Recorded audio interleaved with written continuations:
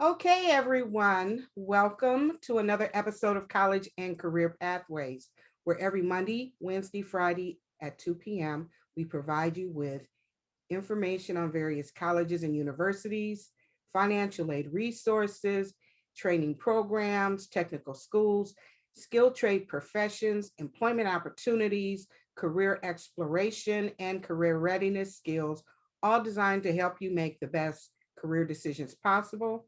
I'm Tony Curitin, your host, and today we are meeting with Eastern Michigan University. Yay! Welcome, Connor. We are so glad to have you.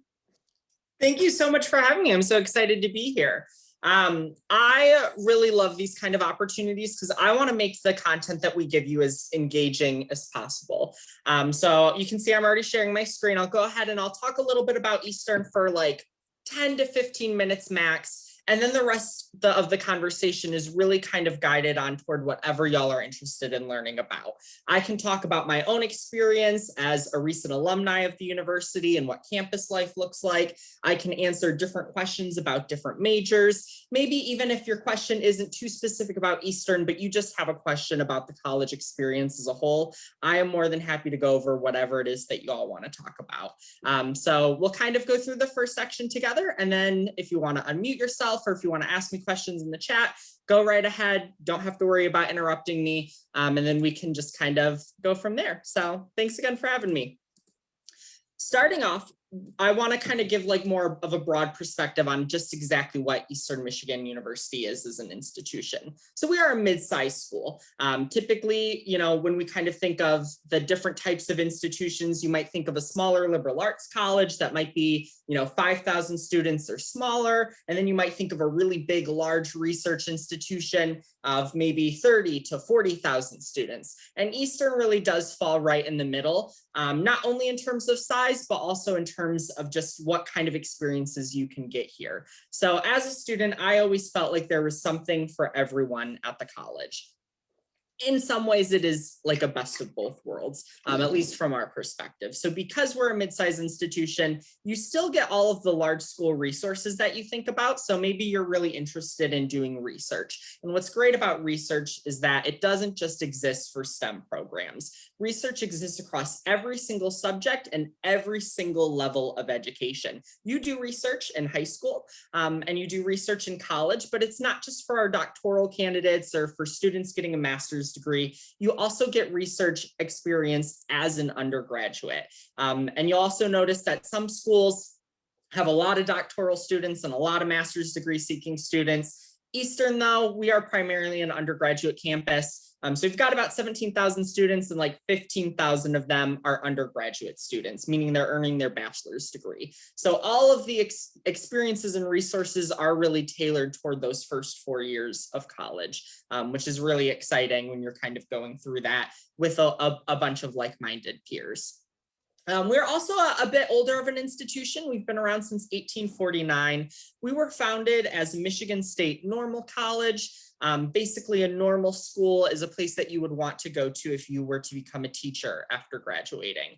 So we are very well known for our College of Education. If you see yourself working in the education field, we have a very strong alumni base, and I can talk about that a little bit more if we do have anyone that's interested in going into education. But what's great though is that we've grown a lot in the last 172 years, and although education is our roots and one of the things that we do the best, we have over 200 different programs that you can study here that fall into 5 different schools and colleges, as well as a bunch of different pre-professional programs. And actually, the last slide of my presentation is going to be a list of all of our programs, so you'll be able to see exactly what it is that we have. And we can, if there is something that you're interested in that maybe we don't offer, we can talk about different alternatives as well. And then, of course, I like to mention a little bit about the student experience.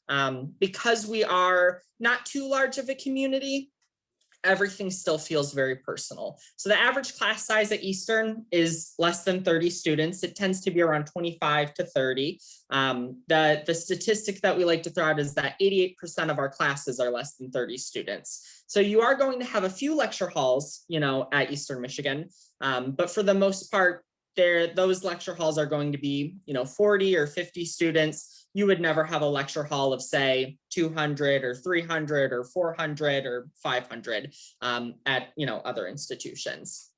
So with that smaller learning environment, it's a lot easier to engage with your peers. It's a lot easier to engage with faculty. You get to build connections very easily. All of your professors are going to know your name after basically 2 or 3 classroom sessions, which is very nice because you're going to want to build those relationships with faculty because they're going to be the ones that are offering to write you letters of recommendations for scholarships or inviting you to work on research with them.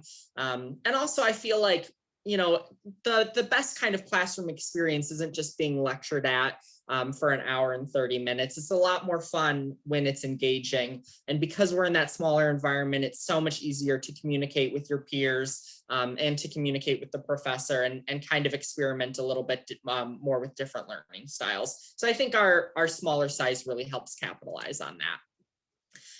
This slide kind of introduces some information that we know about our students. The overwhelming majority do come from the state of Michigan. We see representation from all of the counties in the state. Most of them do come from southeastern Michigan, though, as that's where Ypsilanti, where Eastern is located, is in.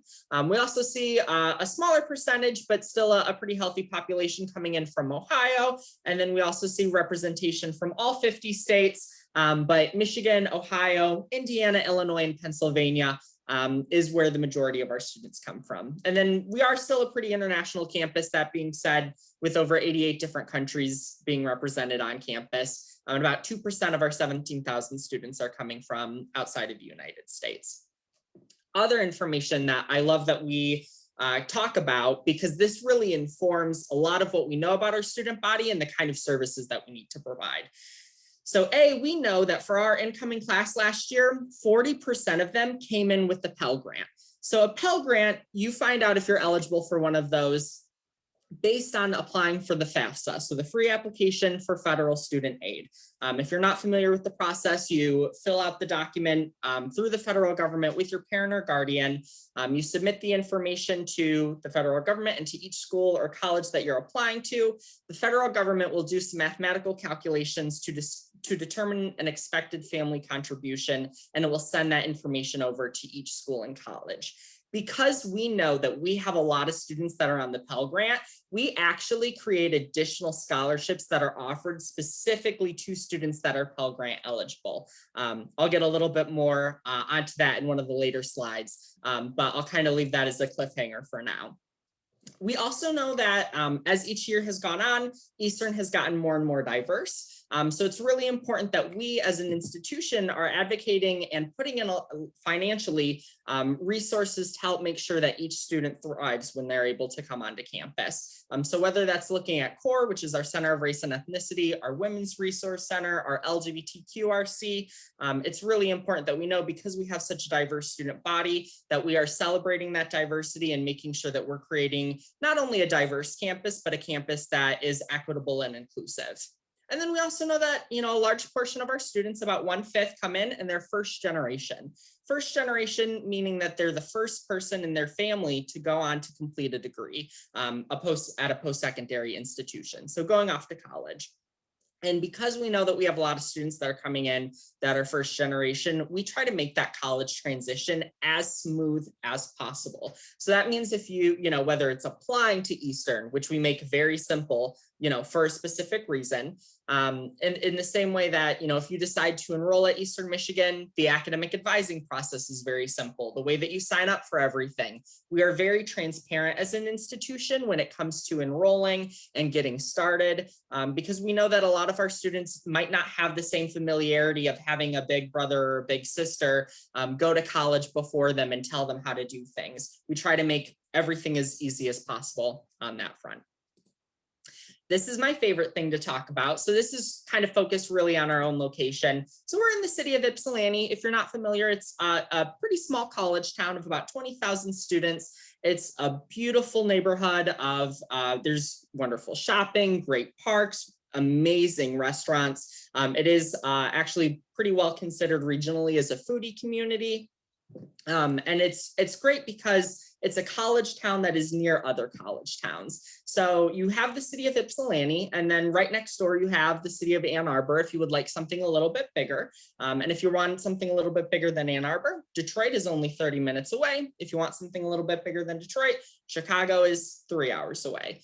So just in terms of our location, we're around a lot of other places that are exciting to be at. And because there are so many colleges within Ypsilanti and Ann Arbor, there's actually 4 within a 10-mile radius. So Eastern Washtenaw County Community College, Concordia, the University of Michigan. There's a lot of college students in a pretty small radius. So there's always exciting things happening in the community. And there's just always a lot of stuff to do as well. All right, this is going to be some of the more important stuff. This is kind of going into, what the actual attendance is going to be, for how much it's going to cost to attend an institution. Some of the numbers can be a little bit confusing, so we'll kind of break down everything individually. So first, when we're looking at the overall cost of attendance, we can look at our tuition. Tuition is based, for us, it's based around how many credits a student is taking. So there's a set rate per credit. I want to say it's about $400 a credit. So if you are taking 26 credit hours, it's 11,700. We consider full-time to be 12 credits a semester, and there's 2 semesters in a year. So 24 in a year is full-time. Sometimes students will take 15 credits in a semester. So they might do 15 and 15, which is 30. If that's kind of your projection for how many classes you're going to be taking, your tuition is going to be a little bit higher than 11,700.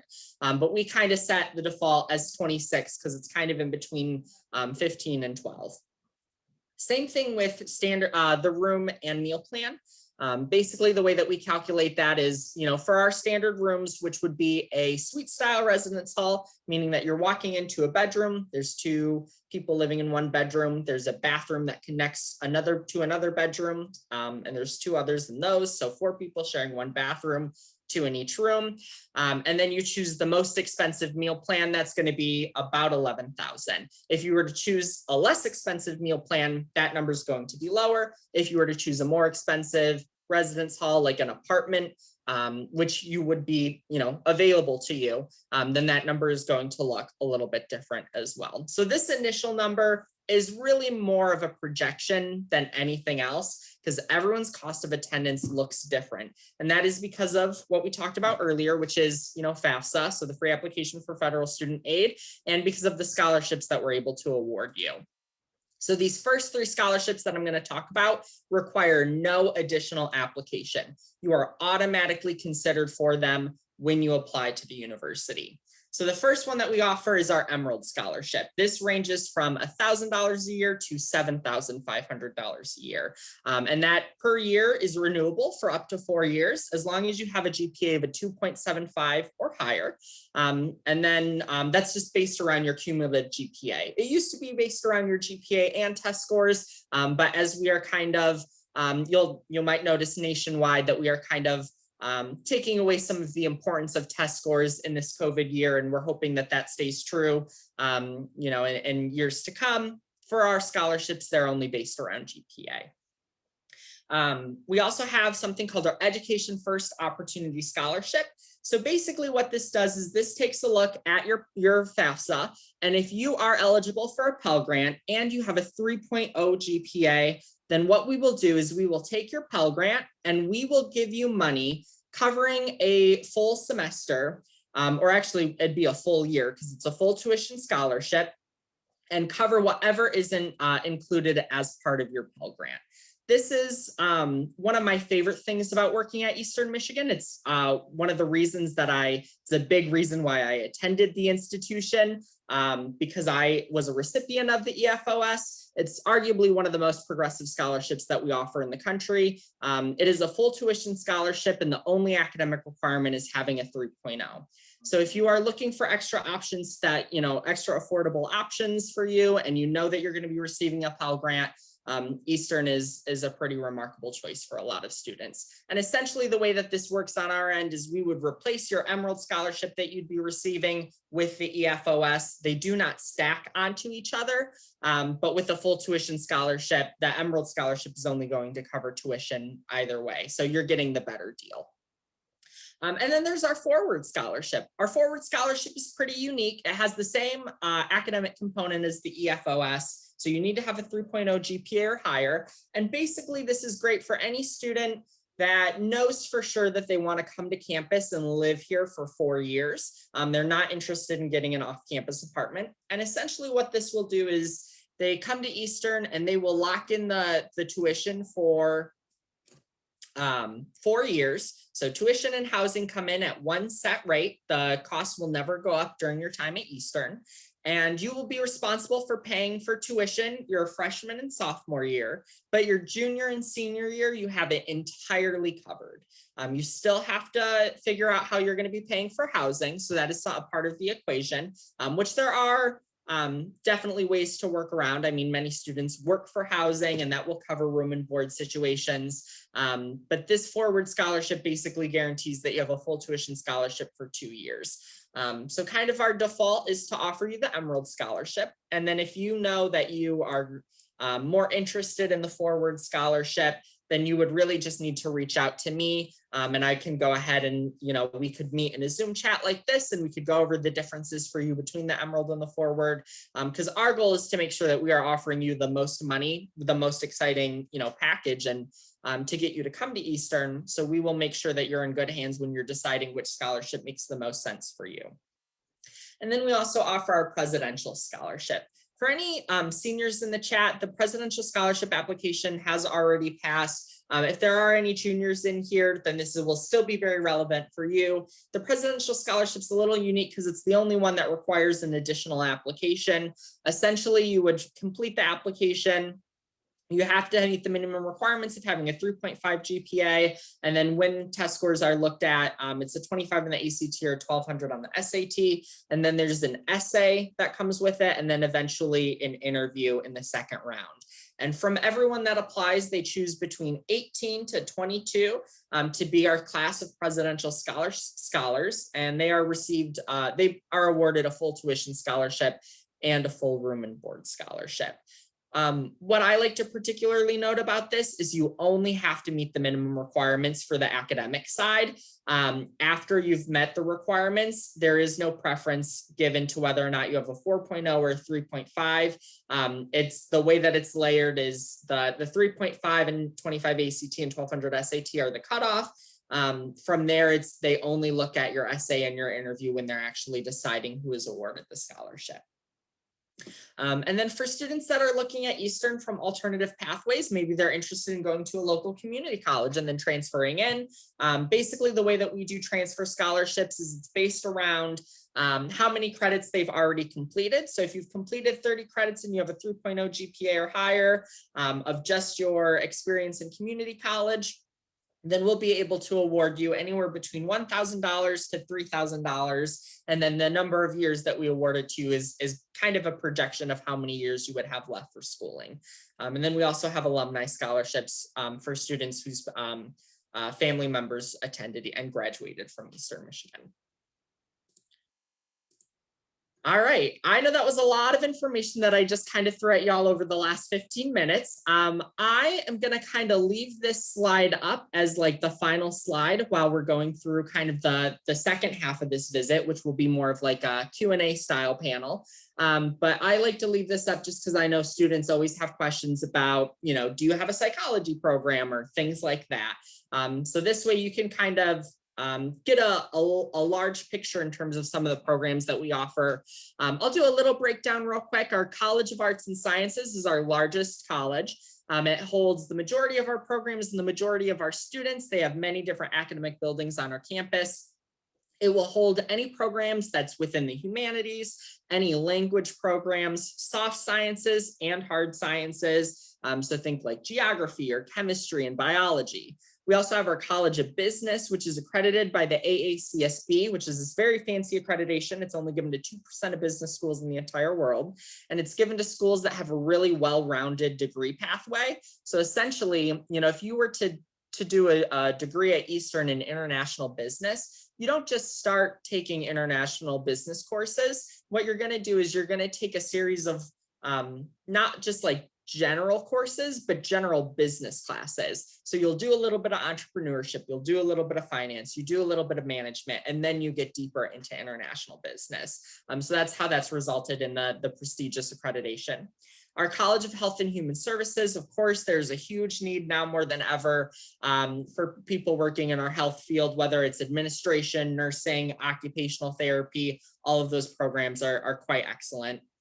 Our College of Engineering and Technology, our smallest college in terms of the number of students, but actually our fastest growing school. That's going to hold everything from, aviation, whether you want to be a pilot or you want to work and in terms of aviation management, all of our engineering programs, civil, mechanical, computer, electrical, and then a few other kind of unique things like interior design and simulation, animation, and gaming. And then, of course, our College of Education, what we were founded on.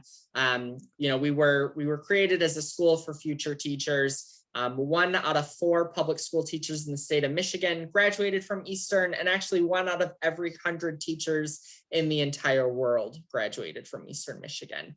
So you have pretty good odds of finding other Eastern alums at any school that you choose to work at moving forward, whether it's in Michigan or really anywhere else in the world. And then we also have pre-professional programs. So maybe you're interested in a degree that's going to lead to a longer educational path, something like dentistry, medicine, pre-law. Like if you want to be a lawyer, you're going to be going to school for quite some time. You can spend your first 4 years here at Eastern and complete a program that is a pre-professional degree while choosing any major that you're interested in. And you would work with one of our academic advisors to make sure that you are meeting all of the classes that you need for the different law schools or med schools that you are looking at to make sure that you have a very competitive application for getting into any professional schools that you are interested in after graduating.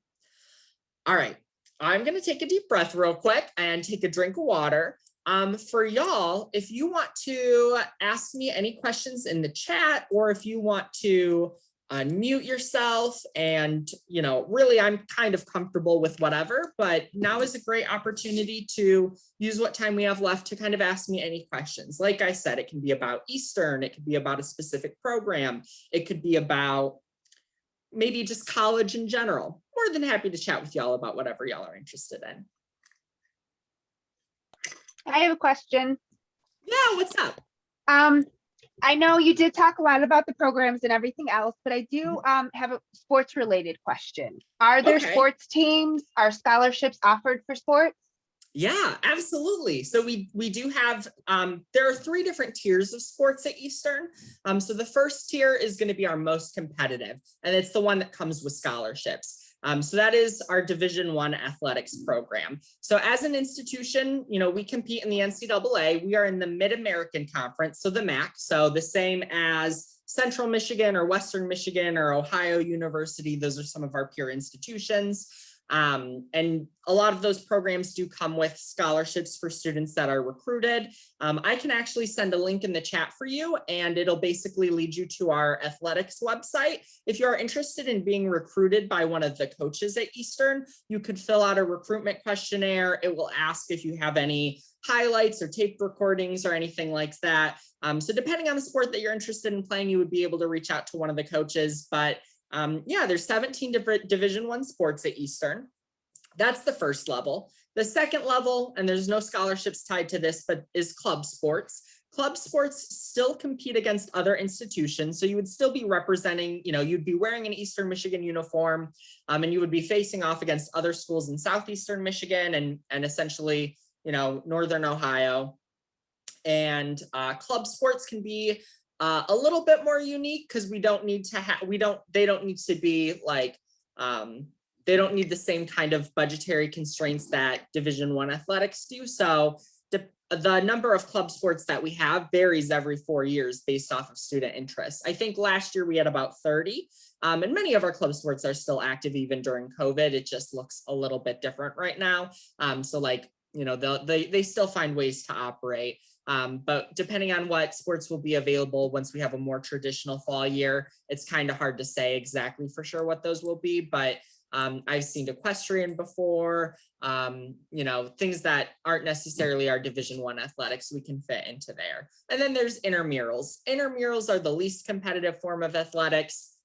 Intramurals is what I did because I am not particularly an athlete, but I do like to have fun and play sports. So that's what I did. Intramurals are you and a group of friends hanging out, making a few practices, finding some times in your schedule to all meet up to practice, and then facing off against a group of other Eastern students. And these can be as simple as 5v5 basketball or as weird as hamster soccer, which is like when you play soccer, but you're in a hamster bubble, which actually makes so much sense for social distancing. But that was something that we've been doing for years. When I was a student, I played mud volleyball every year, which is playing volleyball and you hose down the dirt courts. So you are playing in mud. So every time you fall, it's really hard to get back up. So that was one of my favorite intramural sports. So yes, lots of athletics. Also, not only can you be an athlete at Eastern, but like you can attend all of the sporting events for free. We give you free or reduced admission to every single Division I sport that we have. So if you're a big college football fan and you just want to go to all the college football games, you can. Thank you. Yeah, of course.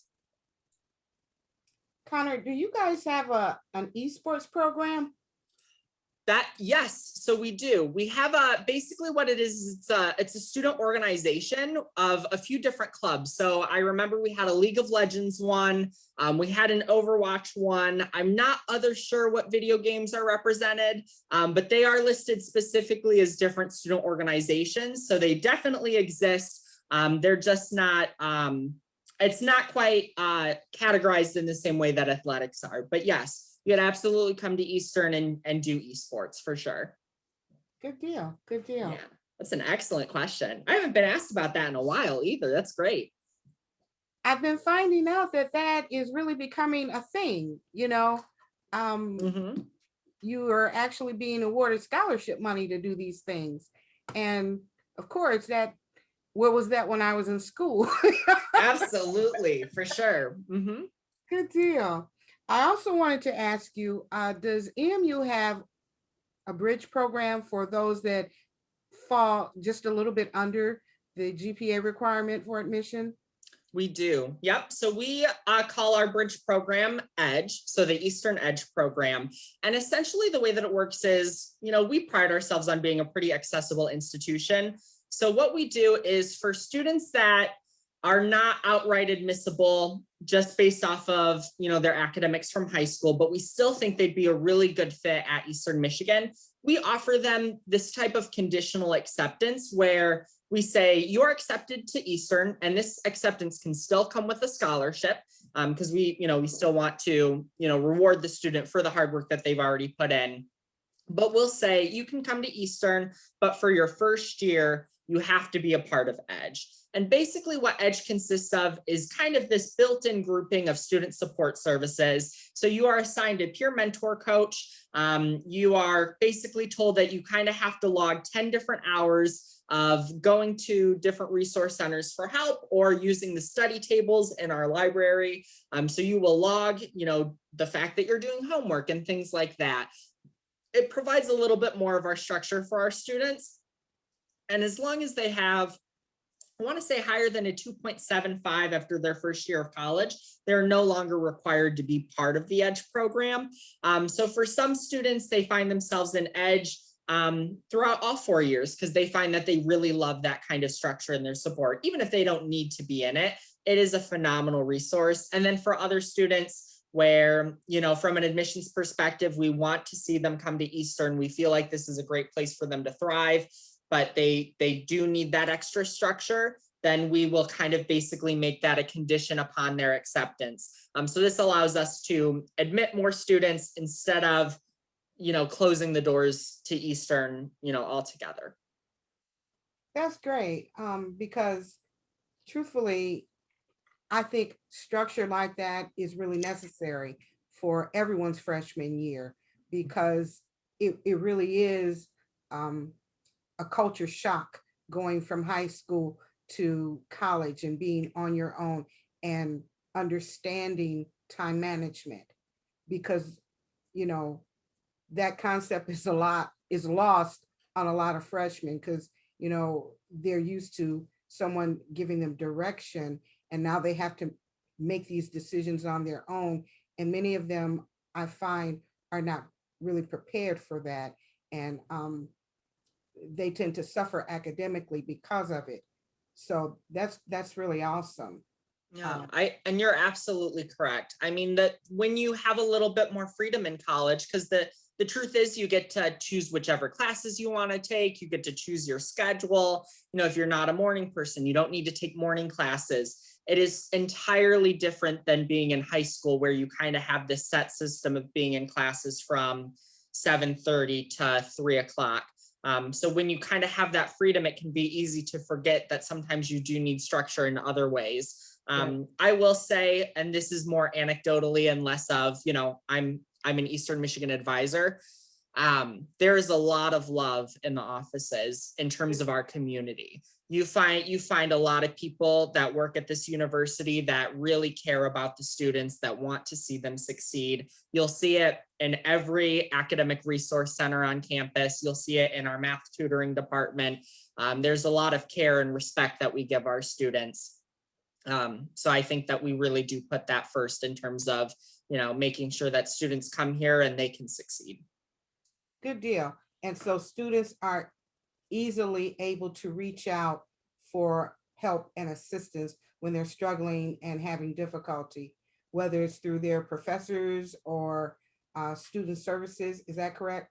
Absolutely. Yep. So, and yeah, that kind of help can be found in multiple different areas, which is one of the things that makes it so easy to find. One of the great things too is pretty much every professor and every class that I took, when they provide their syllabus, so, they kind of outline for the class of what the semester is going to look like.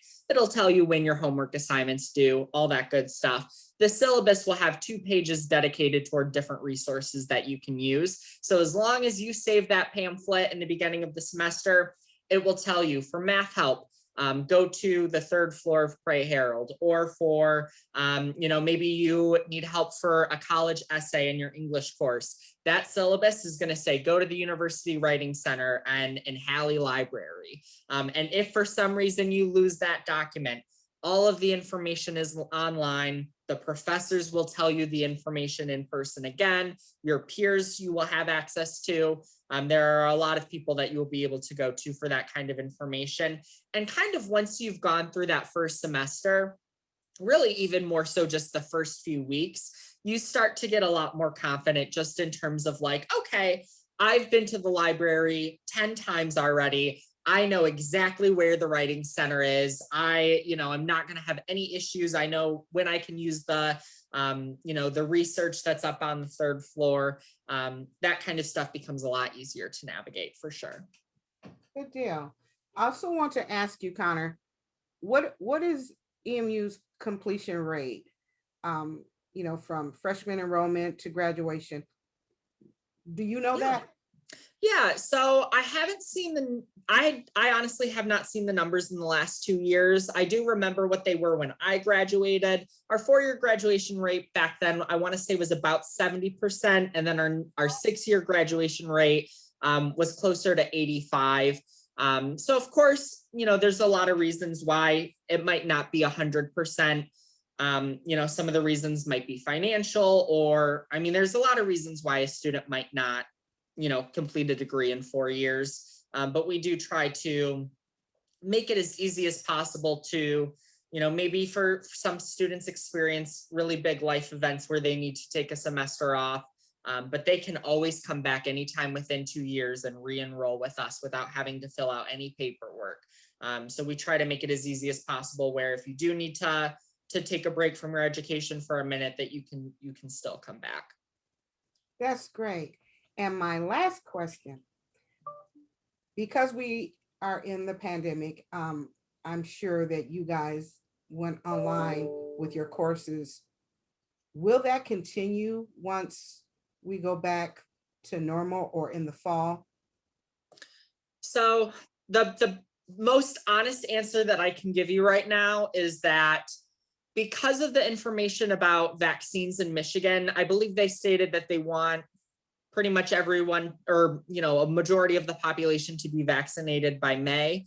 That does make our administration very hopeful that that the semester is going to look a lot more normal. Personally, I interpret that information, and I say this, speaking with other people that work at the university, and I think that as long as vaccinations happen and things are looking better, that, maybe this fall will be about 50-50 between in-person and online. Okay. I know some schools have already come out and said, 100% for sure, we're going to be entirely in person.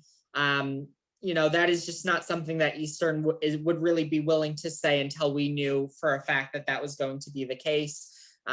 So I project that, there will still be online courses next year. But right now it's about 85% online, and I don't think it's going to be like that in the fall. I think it will probably be 50-50. Students right now still can live on campus. We basically, the way that it worked last, rewind to last summer, we allowed students to pay the housing deposit and then refund it if they decided, you know what, COVID is too serious. I don't want to go on campus. I want to stay at home with my family. Okay. And I project that will probably happen again this year, but students are living on campus. So I would definitely expect students to still be living on campus in greater numbers next fall. And for maybe you're taking 5 classes at Eastern and 2 are online and 3 are in person. I think that's probably a very realistic expectation. Okay, good deal. You guys, do you have any questions for Connor?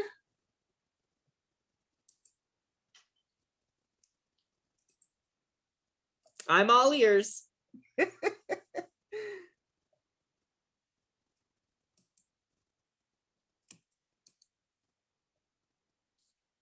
No questions. Yeah, I can go ahead. In my chat, I'll go ahead and put in my email and my direct line, just in case anyone really needs to reach out to me in the future. You also might have Ashley Keena's contact information from when y'all scheduled this. Ashley is a great resource as well. She was going to be the original presenter today. But feel free to reach out to me too. I'm more than happy to answer any questions that y'all have moving forward. Thank you so much for y'all time. I really appreciate it. Thank you so much, Connor. We appreciate you. It's excellent presentation. Thank you guys for joining us. I know this is going to be great information for you. And I wish you all a happy weekend and have a great rest of your day, you guys. Thank you. Bye, y'all. Bye now.